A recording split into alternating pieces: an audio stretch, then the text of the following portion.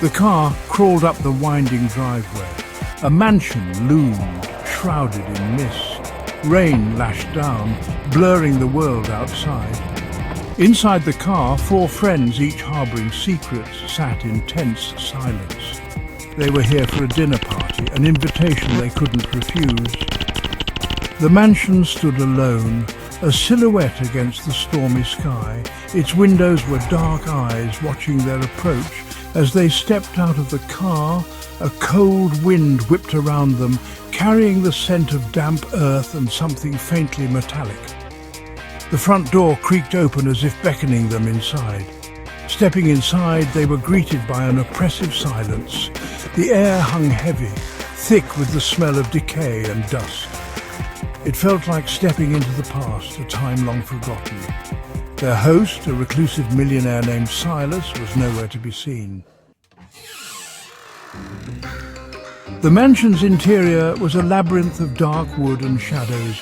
Cobwebs clung to the corners, and portraits of stern-faced strangers stared down at them. The silence was broken only by the howling wind outside and the occasional creak of the old house settling.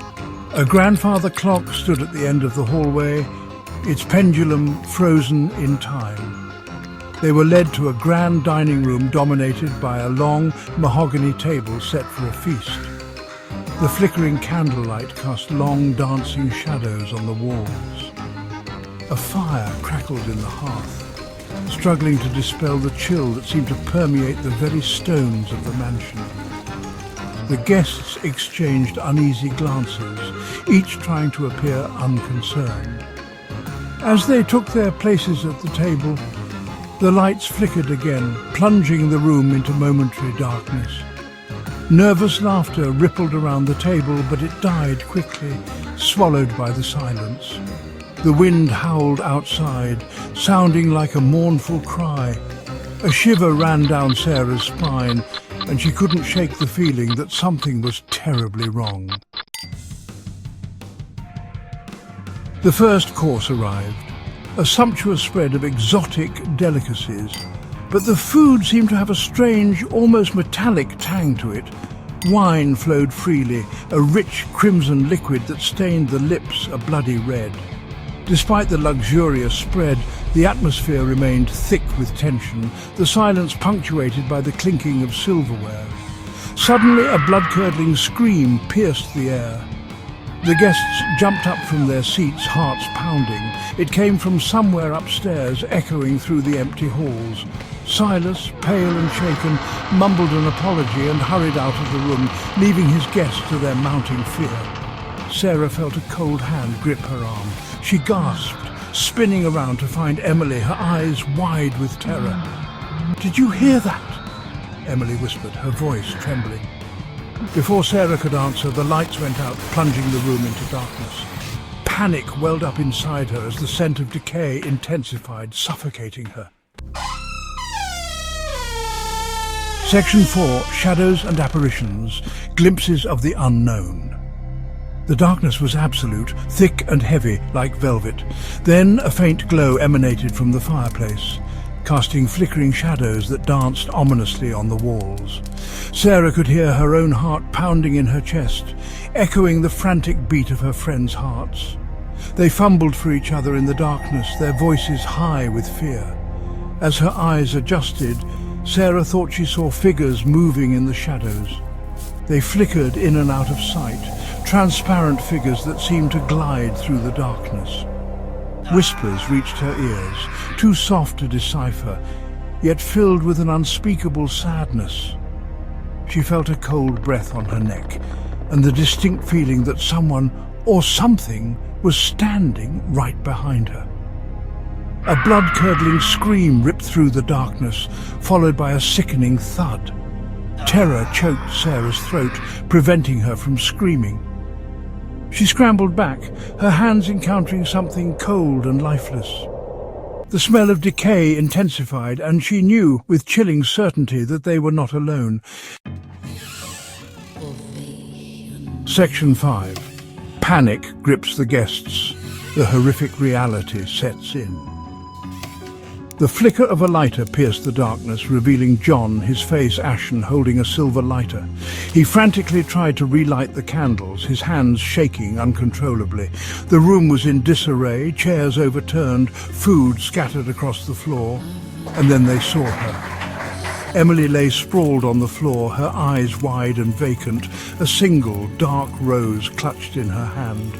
Her skin was deathly pale, drained of all colour, and a thin trickle of blood ran from the corner of her mouth, staining her white dress crimson.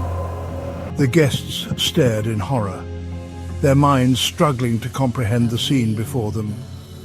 "She's dead," whispered Mark, his voice hoarse with shock. "We're trapped in here with whatever did this." Panic surged through the group. They were no longer guests at a dinner party, they were prisoners in a nightmare. Section 6. The darkness consumes, a desperate attempt to escape. They stumbled towards the door, desperate to escape the horrors of the dining room, but the door was locked, the handle refusing to turn. John threw his weight against it, but it wouldn't budge. They were trapped. The shadows seemed to press in on them, the whispers growing louder, more insistent. The air grew heavy, thick with the stench of decay and the palpable fear that pulsed from each of them. Sarah felt a cold hand brush against her cheek, and she screamed, a primal sound of terror that echoed through the desolate mansion.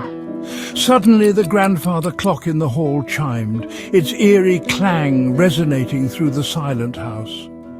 As the last chime faded, the shadows parted, revealing a staircase that hadn't been there before. It was a spiral staircase, winding upwards into the darkness, an escape route that seemed to appear out of thin air. Section 7. Trapped, a terrifying truth revealed. With nowhere else to go, they cautiously ascended the staircase, their footsteps echoing in the oppressive silence. The air grew colder as they climbed, and the stench of decay intensified, making their stomachs churn. Whispers followed them, swirling around them like the shadows themselves. The staircase led to a single, dusty room at the top of the tower. In the centre stood a mirror, its surface clouded with age.